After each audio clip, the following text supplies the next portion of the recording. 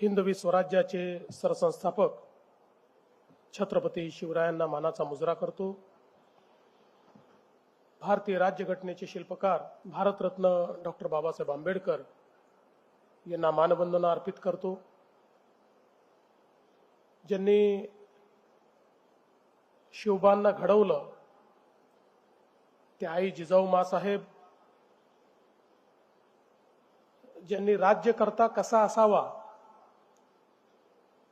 हे आपल्याला दाखवून दिलं त्या लोकमाता पुण्यश्लोक अहिल्यादेवी होळकर, आणि ज्यांनी पुन्हा एकदा या भारतामध्ये स्त्रियांकरता शिक्षणाची दारं खुली करून दिली त्या क्रांतिज्योती सावित्रीबाई फुले यांच्यासारख्या आमच्या आदिशक्तींना आज मी नमन करतो। आणि आपल्या सर्वांना जागतिक महिला दिनाच्या निमित्ताने आणि त्यासोबत भारतातील पहिल्या महिला विधिमंडळ सदस्य डॉक्टर मुथुलक्ष्मी रेड्डी यांच्या सदस्यत्वाच्या शताब्दी पूर्तीच्या निमित्ताने आयोजित या कार्यक्रमामध्ये मंचावर उपस्थित असलेले राज्याचे ग्रामविकास मंत्री माझे सहकारी जयकुमार गोरेजी, रामभाऊ म्हाळगी प्रबोधिनीचे उपाध्यक्ष डॉक्टर विनयजी सहस्त्रबुद्धे, रेखाताई महाजन, माननीय श्री पोपटरावजी पवार, श्रीमती डिंपल मेहता, श्री अभिराम घड्याळ पाटील, समोर उपस्थित असलेले श्री नरेंद्र मेहता, राजेश पांडे, रविजी अनासपुरे, भाई गिरकरजी, श्री विजय सूर्यवंशी, राधा विनोद शर्मा, निकेत कौशिक, निलेश सागर, सर्वच या ठिकाणी उपस्थित मान्यवर आणि विशेष रूपाने या कार्यक्रमाकरता उपस्थित झालेल्या महाराष्ट्रातील अत्यंत सक्षम अशा विविध संस्था, स्थानिक स्वराज्य संस्थांमध्ये काम करणाऱ्या आमच्या सदस्य, पदाधिकारी, महिला आणि सर्व भगिनी आणि बंधूंनो, आज मला अतिशय आनंद आहे की रामभाऊ म्हाळगी प्रबोधिनीच्या माध्यमातून डॉक्टर मुथुलक्ष्मी रेड्डी यांच्या सदस्यत्वाची शताब्दी 100 वर्षापूर्वी संसदेमध्ये किंवा तिथल्या विधानसभेमध्ये निवडून गेलेल्या पहिल्या लोकप्रतिनिधी, ज्यांनी केवळ पहिल्या लोकप्रतिनिधी म्हणून काम केलं नाही तर महिलांसाठी बालविवाह प्रतिबंधक कायदा तयार करणं असेल, देवदासी प्रथा संपुष्टात आणण्याचा विषय असेल, महिला आणि लहान मुलांची तस्करी थांबण्याचे कायदे असतील, अशा विविध बाबींवर आग्रहपूर्ण भूमिका घेऊन देशामध्ये पहिल्यांदा अशा प्रकारच्या कायद्यांची मुहूर्तमेढ ठेवली। अशा डॉक्टर मुथुलक्ष्मी रेड्डी यांच्या या कार्याची शताब्दी आपण सगळे लोक आज या ठिकाणी साजरे करतो। आणि रामभाऊ म्हाळगी प्रबोधिनी आणि ग्रामविकास मंत्रालय यांनी एकत्रित येऊन आज महाराष्ट्रामध्ये ज्या सक्षमपणे काम करणाऱ्या आमच्या महिला लोकप्रतिनिधी आहेत त्यांना 2 दिवसाकरता या ठिकाणी एकत्रित केलेलं आहे। काही मंथन आणि काही प्रबोधन अशा पद्धतीनं या कार्यक्रमाची रचना केली आहे। मला विश्वास आहे की या 2 दिवसीय कार्यक्रमाच्या माध्यमातून निश्चितपणे आमच्या बहिणी काही ना काही नवीन शिकून जातील, नवा विचार घेऊन जातील आणि ज्या परिवर्तनाची अपेक्षा आपण सगळे लोक करतो त्या परिवर्तनाचा भाग, त्या परिवर्तनाचा धागा होण्याचा प्रयत्न करतील। आपल्या सगळ्यांना कल्पना आहे जगाच्या पाठीवर जे विकसित देश आहेत या विकसित देशांच्या विकासाची वाटचाल जर आपण बघितली तर या देशांना विकास तेव्हाच साधता आला ज्यावेळी त्या देशाच्या राज्यकर्त्यांना हे समजलं की आपल्या अर्थव्यवस्थेचं दुसरं चाक हे महिला आहेत. महिलांना जोपर्यंत आपण अर्थव्यवस्थेचं दुसरं चाक म्हणून मानव संसाधनाच्या रूपानं उपयोगामध्ये आणणार नाही तोपर्यंत अर्थव्यवस्था विकसित होऊ शकत नाही. आणि म्हणून युरोप असेल, अमेरिका असेल, जपान असेल, कोरिया असेल, चीन असेल, या प्रत्येक देशाने त्या त्या काळामध्ये हे रिअलायझेशन आल्यानंतर महिला केंद्रित धोरणं आखून आणि त्यातनं महिलांना मानव संसाधनामध्ये परिवर्तित केलं. आणि मग महिलांनी ज्यावेळेस अर्थव्यवस्थेमध्ये योगदान देणं सुरू केलं त्यावेळी त्या त्या देशांचा विकास हा अत्यंत वेगानं झाला आणि ती विकसित राष्ट्र झाली. आणि म्हणूनच देशाचे प्रधानमंत्री माननीय नरेंद्र मोदीजी सातत्याने सांगतात की विकसित भारताचं स्वप्न जर पूर्ण करायचं असेल तर ते नारी शक्ती आधारित आणि नारी केंद्रित अशा प्रकारच्या योजनांच्या माध्यमातूनच आपल्याला पूर्ण करता येईल. आणि सातत्याने 2014 पासनं आपल्या सामाजिक व्यवस्थेची दिशा, शैक्षणिक व्यवस्थेची दिशा आणि आर्थिक व्यवस्थेची दिशा ही महिला केंद्रित करण्याचं काम हे मोदी साहेबांनी केलं. आणि आज त्याचा परिणाम देखील आपल्याला मोठ्या प्रमाणात दिसतोय. विशेषतः महिला लोकप्रतिनिधीच नाही तर विमेन वर्कफोर्स पार्टिसिपेशन इंडेक्स म्हणजे किती महिला आता अर्थव्यवस्थेचा भाग झालेले आहेत, वर्कफोर्स म्हणून, कार्यबळ म्हणून त्या ठिकाणी काम करतायत, याच्यामध्ये झालेली वाढ ही गेल्या 11 वर्षात अत्यंत लक्षणीय आहे. आणि म्हणूनच कदाचित मोदीजींना हे सत्य लक्षात आल्यामुळेच 2014 साली ज्या भारताची अर्थव्यवस्था जगामध्ये 11वी होती, मात्र 10 वर्षामध्ये तो जगातली 4थी अर्थव्यवस्था झाला आणि लवकरच जगातली 3री अर्थव्यवस्था होतोय. आणि या सगळ्याच्या पाठीशी ही महिला केंद्रित धोरणं आपल्याला पाहायला मिळतात. बेटी बचाओ बेटी पढाओ पासनं झालेली सुरुवात आज बेटी बचाओ बेटी पढाओमुळे काय झालंय तर जे आपल्या इथे एक प्रकारे लिंगभेद तयार झाला होता आणि जे सूत्र आहे की 1000 माणसांच्या मागे किती महिला, हा जो रेशिओ आहे हे सूत्र पूर्णपणे त्या ठिकाणी आपल्या दुर्दैवी प्रथांनी विखंडित झालं होतं. आणि त्यातनं समाजामध्ये महिला विरोधी अपराध वाढायला सुरुवात झाली. असं हे सूत्र, हे गुणोत्तर हे योग्य करण्याच्या दृष्टीनं जे प्रयत्न केले आज त्याचा परिणाम आपल्याला पाहायला मिळतोय. आणि जगातल्या उत्तम गुणोत्तर असलेल्या देशांमध्ये आज भारत पोचलेला आहे. त्यातली ही जी काही योजना होती बेटी बचाओ बेटी पढाओ त्या योजनेचा परिणाम आपल्याला पाहायला मिळतो. बेटी बचाओ बेटी पढाओ पासून सुरू झालेला हा प्रवास आता लखपती दीदी पर्यंत आलेला आहे. आज आपण बघा, मोदीजींनी प्रधानमंत्री आवास योजना आणली, मोदीजींनी शौचालयाची योजना आणली, मोदीजींनी हर घर जल योजना आणली, मोदीजींनी हर घर गॅस योजना आणली, हर घर बिजली योजना आणली. या प्रत्येक योजनेचा केंद्रबिंदू कोण आहे? या प्रत्येक योजनेचा केंद्रबिंदू महिला आहेत. याचं कारण या गोष्टी नसण्यामुळे सर्वाधिक त्रास जर कोणी सहन करत होतं तर त्या माझ्या माता भगिनी सहन करत होत्या. त्यांचं जीवनमान उंचवण्याचं काम हे मोदीजींनी या देशामध्ये केलेलं आपण बघितलं.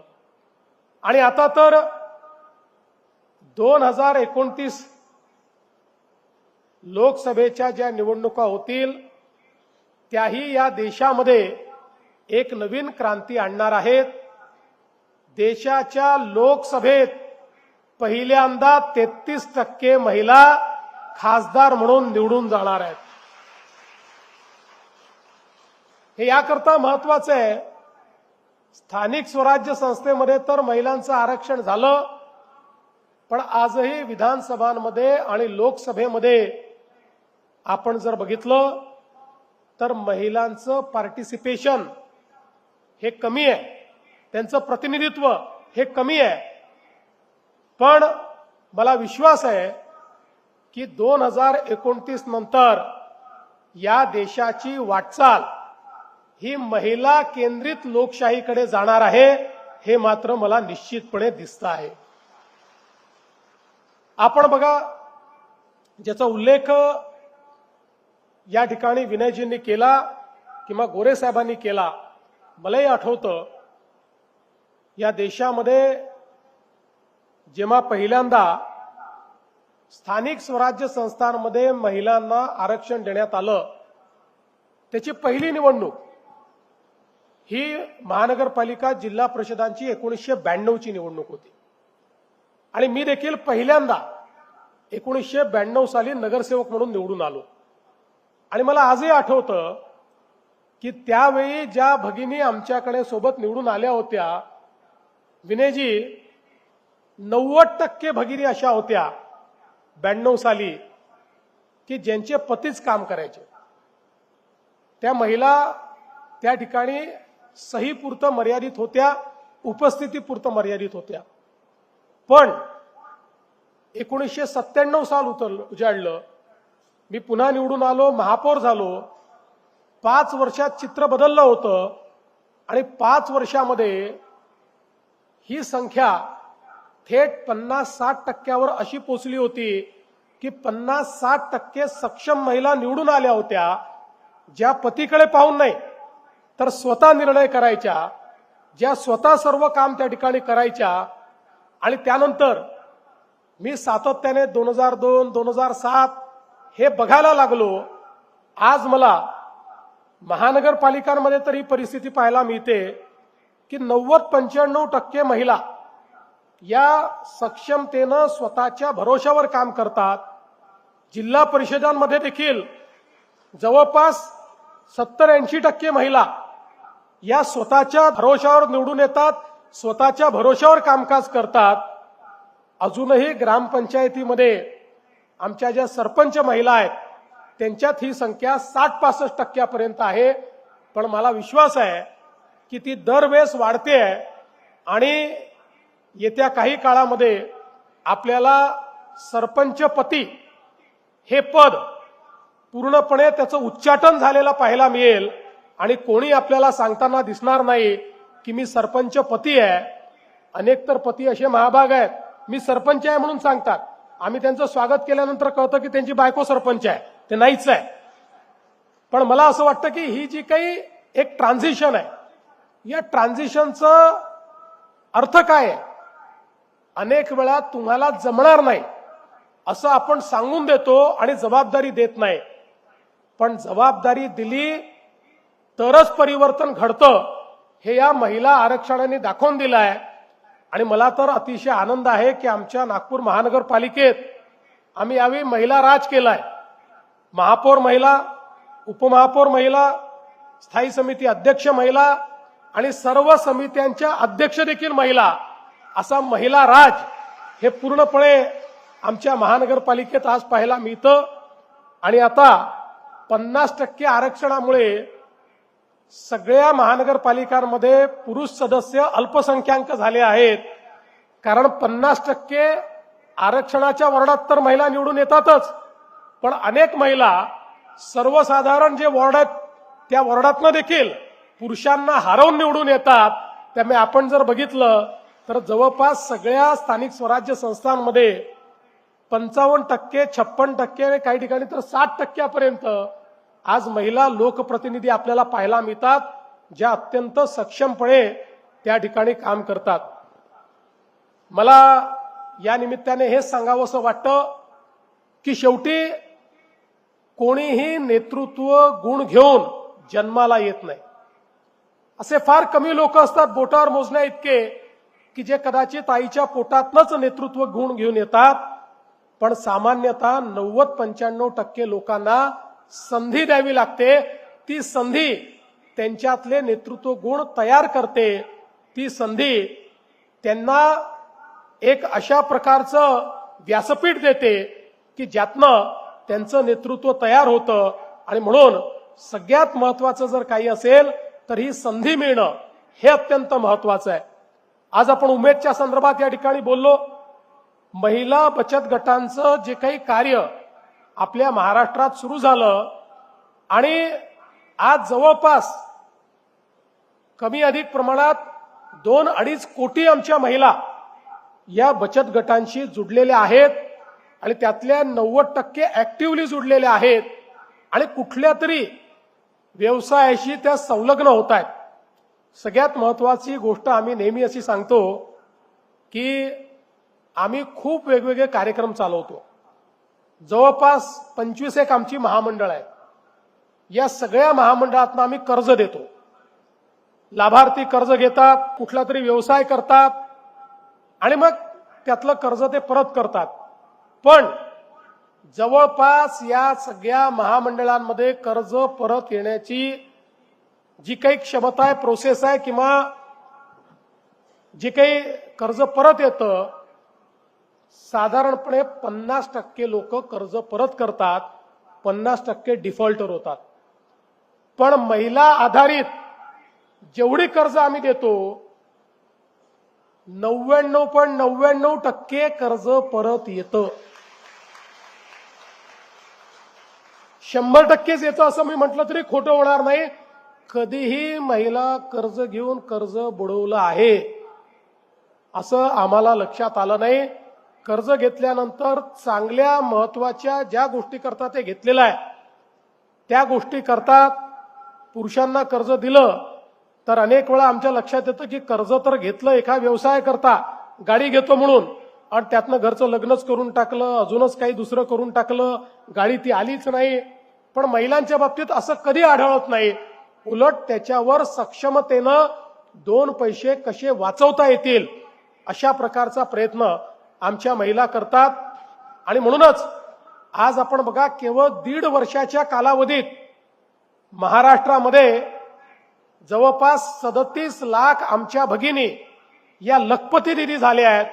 आणि आता या वर्षी 50 लाख भगिनींना लखपती दिदी करण्याचा आपण या ठिकाणी उद्दिष्ट ठेवलंय. लखपती दिदी म्हणजे एकदा ₹1,00,000 धंदा केला असं नाही.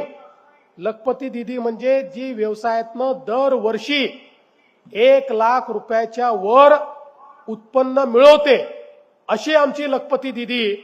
आणि आमचा प्रयत्न आहे की आपल्या राज्यामध्ये 1 कोटी महिलांना आपल्याला लखपती दिदी बनवायचं आहे.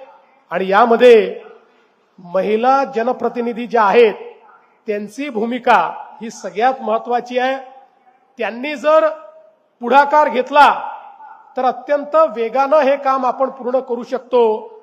आणि त्या दृष्टीने आज आपल्याला माहिती आहे, मगाशी गोरे साहेबांनी उल्लेख केला की आपण लाडकी बहीण योजना सुरू केली. आता आपला एक प्रयत्न सुरू केलाय आपण की शासनाच्या विविध योजनांशी लाडकी बहीण योजना जोडायची. आणि पहिला प्रयत्न म्हणून आपण मुंबई बँकेच्या वतीनं आमच्या 6-6.5 हजार महिलांना राज्याच्या योजनेचा लाभ देण्याकरता बिनव्याजी आपण कर्ज त्यांना उपलब्ध करून दिलं. आणि त्या महिलांनी सांगितलं गॅरंटी कुठली नाही. गॅरंटी काय तर आमचे जे काही लाडकी बहीणचे पैसे आहेत ते पैसे कर्जाच्या हप्त्यापोटी आम्ही त्या ठिकाणी भरू. अशा पद्धतीनं आपण ज्यावेळेस ही योजना तयार केली तर बिनव्याजी कर्ज मिळून आज जवळपास 6-6.5 हजार आमच्या महिला या नुसत्या लाडक्या बहिणीचे पैसे घेत नाहीत तर त्यातनं आता त्या उद्योजिका झाल्या आहेत. आणि आता याच धर्तीवर आमच्या सगळ्या लाडक्या बहिणींना आम्हाला जी काही आर्थिक गुंतवणूक आणि खर्च या संदर्भातलं प्रशिक्षण द्यायचं आहे. आणि ते प्रशिक्षण देऊन त्यांना केवळ 1,500 रुपयावर न ठेवता त्यांना उद्योजिका बनवून त्यांच्या माध्यमातून मोठ्या प्रमाणात आपल्या अर्थव्यवस्थेत भर देखील घालायचा आहे। उमेद मॉल ही अतिशय उत्तम संकल्पना आहे। एक प्रकारे हा मॉल आमच्या महिलांकरता 12ही महिने बाजारपेठ म्हणून काम करेल आणि निश्चितपणे त्यातनं गुणवत्ता वाढवण्याकरता आणि जे आमचे ग्राहक आहेत त्या ग्राहकांना स्वस्त पण गुणवत्तापूर्ण गोष्टी देण्याकरता हा मॉल वेगवेगळ्या मोठ्या मोठ्या कंपन्यांच्या मॉलला देखील मागे टाकेल हे भाकीत आज या ठिकाणी मी करतोय आणि मला त्याचा विश्वास आहे। आणि म्हणून आज मला अतिशय आनंद आहे की नारी शक्तीचा संगम आपण या ठिकाणी केलेला आहे। राज्य सरकार तर सातत्याने मोदीजींनी सांगितल्याप्रमाणे आमच्या मुलींकरता संपूर्ण उच्च शिक्षण मोफत करण्याचा विषय असेल, आमच्या भगिनींकरता त्या ठिकाणी आपल्या एसटी मध्ये 50% तिकिटामध्ये प्रवास असेल, इथपासनं तर आता स्टार्टअप इकोसिस्टीम मध्ये मला सांगताना आनंद वाटतो की महिलांचा सहभाग आपण वाढवलेला आहे आणि जवळपास महाराष्ट्र देशामध्ये आज स्टार्टअप मध्ये पहिल्या क्रमांकावर आहे आणि त्यातही 45% स्टार्टअप्स हे महिला केंद्रित किंवा महिलांनी सुरू केलेले अशा प्रकारचे स्टार्टअप्स आज महाराष्ट्रामध्ये आहेत आणि त्या माध्यमातून एक नवीन क्षेत्र देखील आमच्या महिला त्या ठिकाणी पादक्रांत करताना आपल्याला पाहायला मिळतात। वेगवेगळ्या क्षेत्रांमध्ये महिलांची सहभागिता वाढावे असा आपला प्रयत्न आहे आणि त्या दृष्टीने मला असं वाटतं की नारी शक्ती संगम हा जो काही आपली ग्रामीण महिला नेतृत्व परिषद आहे या परिषदेच्या माध्यमातून येत्या काळामध्ये आमच्या ग्रामीण भागामधल्या केवळ लोकप्रतिनिधीच नाहीत तर सर्व क्षेत्रामध्ये महिलांचं सक्षम नेतृत्व तयार करण्याचा प्रयत्न हा आपण करू आणि याचा पुढाकार घेतल्याबद्दल मी आमचे ग्रामविकास मंत्री जयकुमार गोरेजी की ज्यांच्या संकल्पनेतून ग्राम विकासामध्ये आणि महिला सशक्तीकरणामध्ये अनेक नवीन योजना सुरू झाल्या त्यांचं अभिनंदन करतो, बाळगी प्रबोधिनीचं अभिनंदन करतो। आपल्या सर्वांना जागतिक महिला दिनाच्या मनापासून शुभेच्छा देतो आणि माझं बोलणं संपवतो। धन्यवाद। जय हिंद, जय महाराष्ट्र।